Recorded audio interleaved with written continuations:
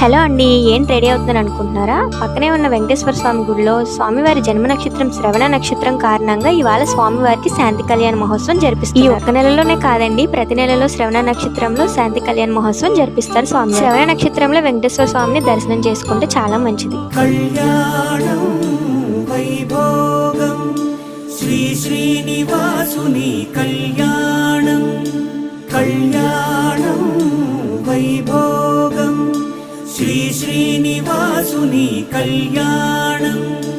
రఘువంశ రామయ్య యదువంశ కృష్ణయ్య దివి నుంచి ఈ భువికి దిగినారుగా.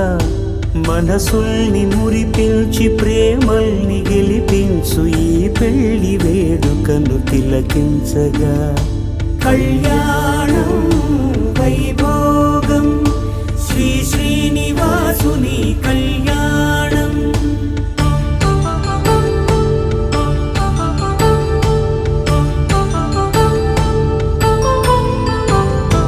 అయిన వాళ్లను మించి ఐశ్వర్యముందా, అనుబంధమును మిల్చి సిరి సంపదుందా, అటువంటి ధనరాశి